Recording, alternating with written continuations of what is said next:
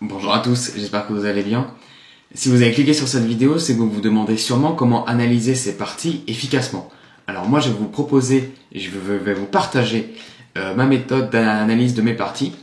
Et donc pour ce faire, j'ai pris une partie que j'ai jouée très récemment, dimanche dernier, une partie lente. C'est important que vous preniez des parties sur lesquelles vous avez pu réfléchir longtemps. Donc soit partie lente, soit partie rapide sur internet, parce que vous avez la feuille de partie, vu que c'est automatique, ou soit les parties rapides en tournoi si vous avez de la mémoire.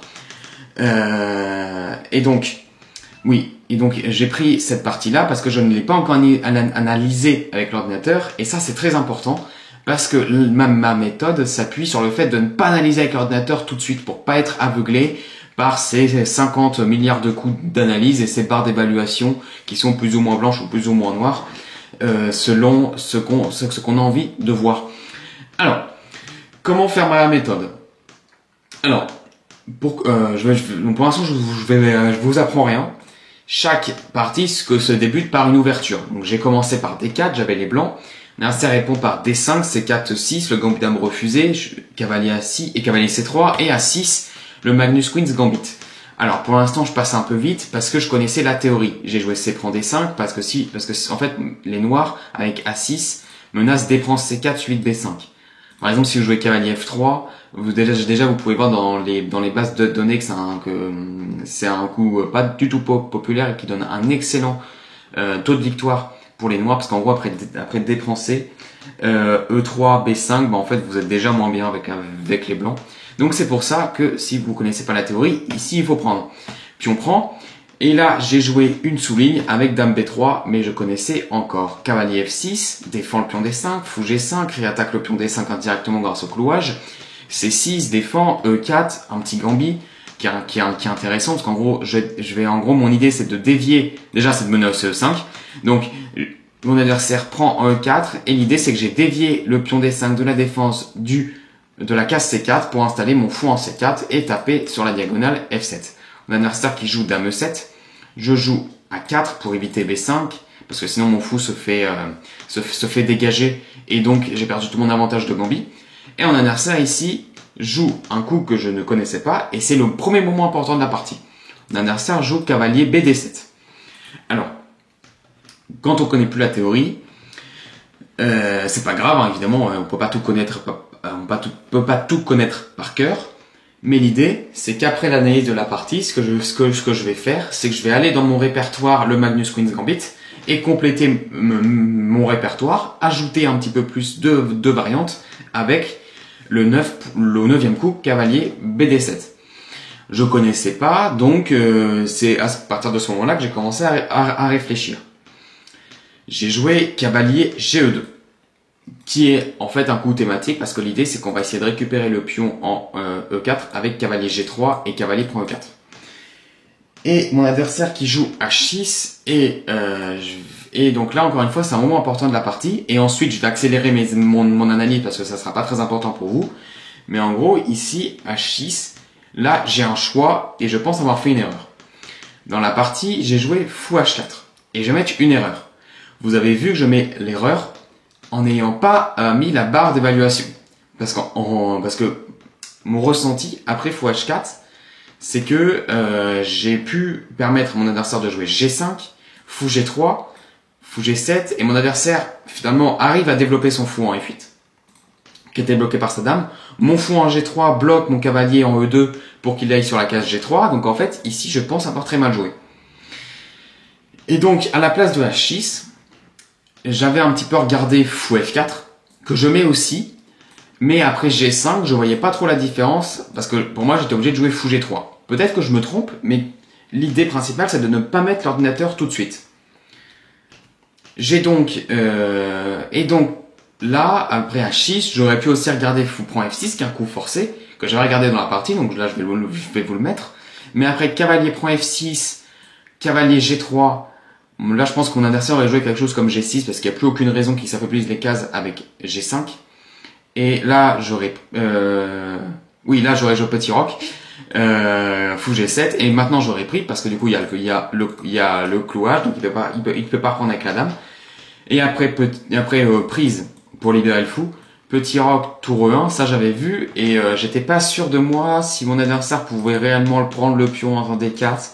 J'étais pas sûr, donc j'ai décidé de pas jouer ça. Et donc, on va s'arrêter à H6, et vous avez vu ce que j'ai fait, c'est que j'ai analysé les variantes que j'ai regardées pendant la partie, enfin je les ai mises sur ma feuille d'analyse, sur mon dossier, sur mon fichier, mais sans analyser avec l'ordinateur. Puisque le but, c'est de faire ça jusqu'au bout de la partie, sans mettre l'analyse de l'ordinateur, parce que sinon après on est aveuglé. Et l'idée, après, une fois qu'on a fait toutes les variantes, l'idée c'est qu'après on vérifie avec l'ordinateur pour voir si on a vraiment fait une erreur d'analyse.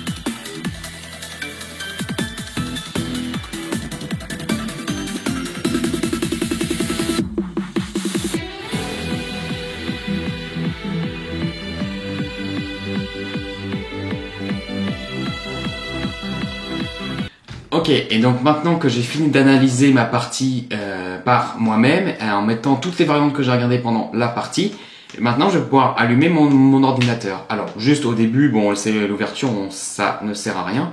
Et donc, comme je l'ai répété, il faut que je mette en valeur le moment où je ne connaissais plus la théorie, c'est-à-dire au moment cavalier 9 points cavalier BD7.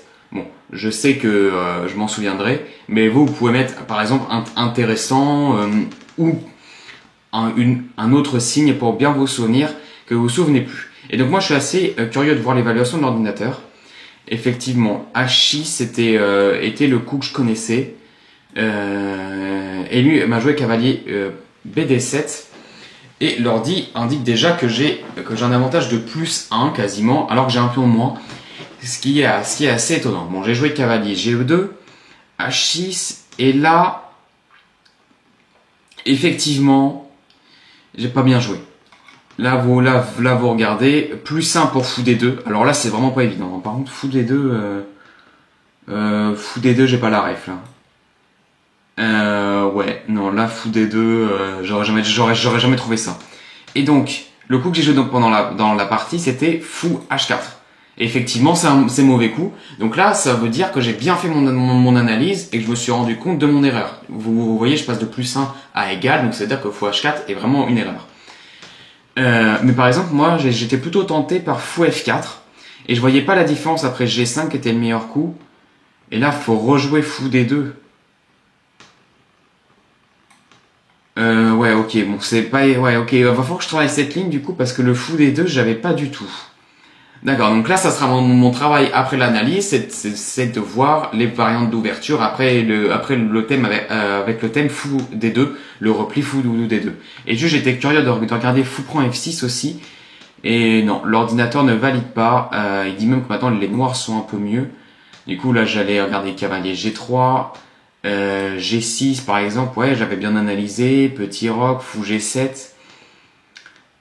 Cavalier C prend E4, cavalier prend E4, cavalier prend E4, petit roc, tour Fe1. Et en fait, ouais, ok, les noirs sont mieux. Dans cette position, les noirs sont mieux. Ok, donc je suis content de pas avoir joué fou prend F6 au moins.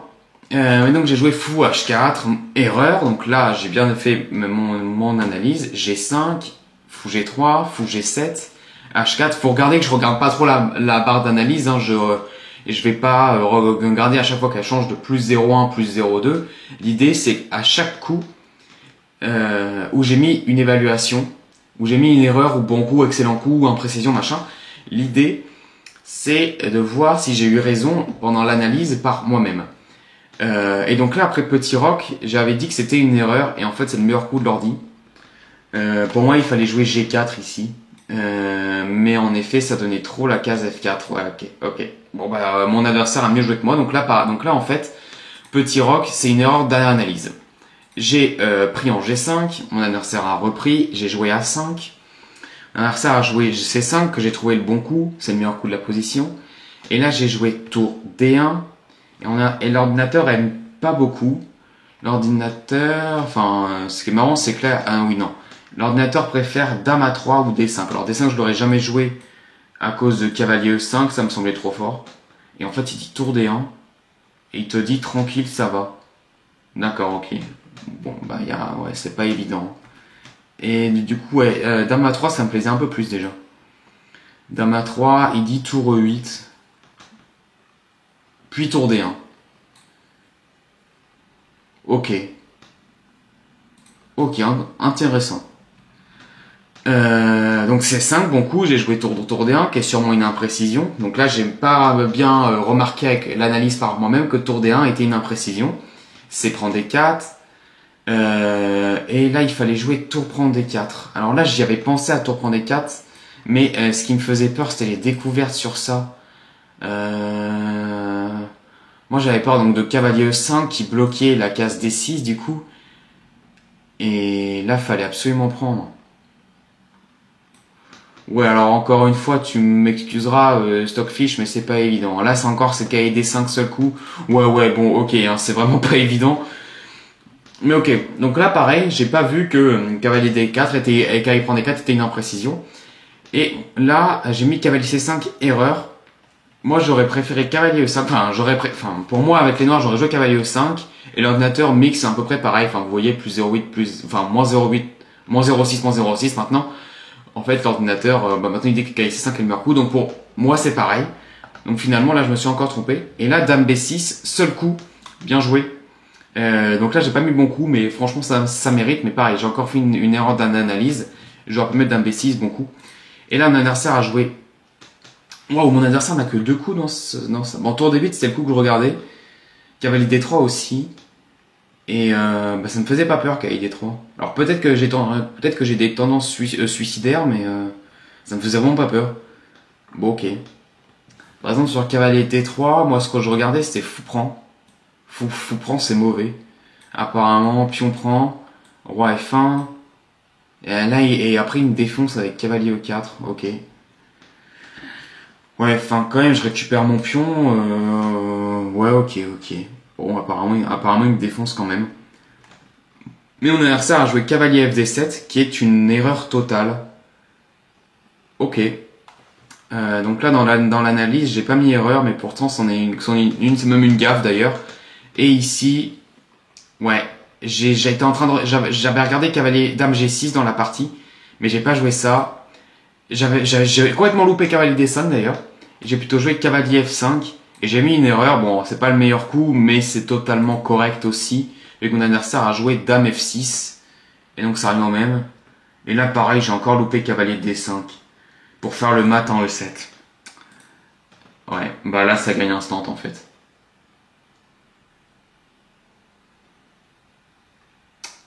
Ouais, je m'en veux quand même là. Oh, je m'en veux. Parce que du coup, sur tour E8, bah en fait, j'ai juste le temps de m'enfuir avec madame derrière. Enfin, je suppose. Alors là, l'ordi, il commence à s'enflammer. Mais par exemple, si je joue dame B4 ou dame D6, oui, voilà, je suis juste complètement gagnant, donc j'ai pas besoin d'analyser plus. Ouais, je m'en veux quand même d'avoir raté cavalier D5. Bon, du coup, j'ai joué dame prend F6. Dame prend F6, c'est une petite erreur quand même. Je passe de plus 8 à plus 4, ce qui est pas forcément bien. Que d'ailleurs, j'ai pas mis. Et là, oui, non, cavalier D5, on l'avait regardé juste à l'instant. Faut prendre F6. Et là, j'ai joué fou D6. Pareil, j'ai pas bien fait le moment tactique. L'ordi qui dit tour D6 en mode bah tranquille, je te rentre dedans. Ah, pour jouer tour G6. Ah oui, d'accord. D'accord, ok.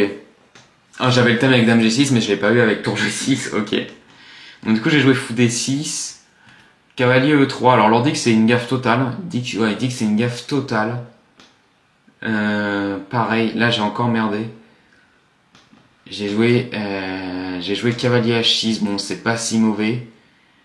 Et donc là en fait on se rend compte de mes erreurs d'analyse, bon en même temps c'est vraiment... fou prend F8 c'est vraiment moche. Ouais j'ai hésité avec fou prend C5 dans la partie, mais après tour H8 je voyais pas comment je saurais mon cavalier justement. Alors l'ordi qui dit que je dois sauver le fou, en effet, tour prend H6. Ah putain fou F8. Oh non. Oh, comment j'ai raté ça. Ah, j'ai le seum là encore. Bon, du coup, j'ai pris un F8 tout de suite. Prise. Là, j'ai joué fou E2. Ouais, et c'est là je pensais qu'effectivement, il avait l'égalité. À partir de ce moment-là, il avait l'égalité. Et donc là, il a joué cavalier CD3, qui est pour moi une erreur. Effectivement, l'ordi confirme. Pour moi, il fallait jouer l'autre cavalier pour en fait activer le fou. Parce qu'après, après roi F1, par exemple, que j'aurais peut-être joué, et cavalier prend B2, bah en fait, le cavalier est en l'air. Alors apparemment, il dit que ça va encore après tour D5, mais enfin, bon, c'est pas si évident que ça. Hein. Donc ouais, donc il s'est trompé de cavalier, donc là j'ai eu raison sur mon analyse. Roi F1, bon coup, cavalier prend B2, tour B1. Alors là, je suis assez fier de ma séquence parce que j'ai joué les meilleurs coups de l'ordi. Bon, c'était pas non plus très dur. Tour D1, meilleur coup, ok. Cavalier prend G5. Bon, cavalier prend G5 ou tour D8, c'était bon aussi. Les deux étaient bons. F4, meilleur coup. Ok, là j'ai plutôt bien joué. Bon, tour prend H6. Cavalier G4. Et là, l'ordi qui préfère... L'ordi qui préfère tour F8. Ah oui, parce qu'en fait sur roi ici, je peux pas faire ça parce qu'il y a tour E1 échec et je récupère la tour. Donc du coup je suis obligé de jouer roi G7. Et là du coup je pense que je peux prendre le pion avec tour H7, je peux reprendre le pion, roi G6. Ah oui non j'ai ça putain c'est vrai que j'ai la fourchette. Ok alors là j'ai pas trop compris. Et l'ordi qui dit tour D6, bon ok très bien. Là j'ai pas tout compris. Et donc du coup j'ai fait fou prend G4 qui est pas si mauvais que ça. Fou prend, et là, tour B1, j'ai mis que c'était une erreur, alors qu'en fait c'est le meilleur coup de l'ordi. Moi j'hésitais avec tour H8 en fait, je pensais que tour H8 était meilleur. Roi G7, et tour prend A8. Ouais, et cette finale est gagnante. Ok. Cette finale est gagnante, alors que celle que j'ai eue après pendant la partie n'était pas gagnante parce que on n'avait plus qu'une pièce chacun. Tour B1, tour là, tour H8, donc là j'ai voulu récupérer le pion en F7. Après tour E1, je pensais le gagner. Non, après tour E8, je pensais le gagner. Et on a un sort qui trouve fou F5, j'avais pas vu. Et donc là, je décide de jouer tour H8. Et effectivement, c'est égal. Après les échanges, enfin, c'est égal. Non, c'est surtout tour A8 qui est un mauvais coup. En fait, j'aurais dû activer mon roi d'abord parce que sa tour est hors jeu. Ouais, c'est vrai que je quand même pas très bien joué là. Roi là, prise. Et effectivement, ça, c'est égal. Et j'avais mis égal à l'analyse, selon moi. Bon après mon adversaire l'a pas très bien défendu, je me suis plutôt bien débrouillé. F6 pour moi c'est une erreur. Effectivement F6 parce que du coup il perd ses forteresses avec fou de case blanche contre et pion de case noire il perd ses forteresses. Tour D8, fou C6. Pour moi c'était une erreur parce que du coup ça me donne la case G8. Bon, enfin moi peut-être qu'il a pas trop le choix en fait. Oui en fait il a pas trop le choix parce que s'il continue à faire fou C4 je fais tour D7 en fait. Ok. Ok, donc fou C6, roi E3, A5, tour G8, moi je veux jouer G4 pour dégager son roi et pour libérer mes pions, roi D4. Ah, roi D4 c'est une erreur. Ah oui, la fou F3, et ça c'est nul théorique. Enfin, nul théorique, vous m'avez compris. En fait, comme il a ces deux pièces près de ma tour et mon pion, ça va faire nul parce que je vais devoir abandonner mon pion.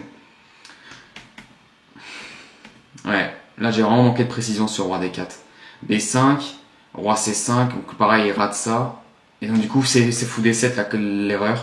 Du coup maintenant je contourne et je le fixe complètement, je le cloue et là il est en zoom-zwang après tour B7. Parce que son fou peut plus bouger, ses pions non plus parce que je les récupère, donc il est obligé de bouger son roi.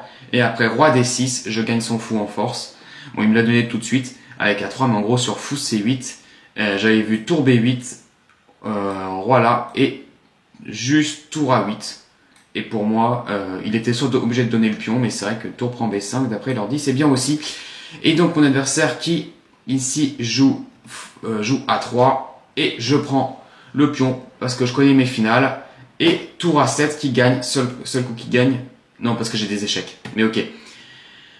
Tour là, l'idée c'est que les pions sont pas assez proches. Il faut 4 cases aux pions liés pour que ça gagne. Et là, il y en a 5. Donc c'est la tour qui gagne après tour A7 et tour A4. Ok. Alors, j'espère que vous avez apprécié la vidéo et ma méthode d'analyse. J'espère que ça pourra vous aider. Et bah, moi, je vous dis à jeudi prochain pour une nouvelle vidéo.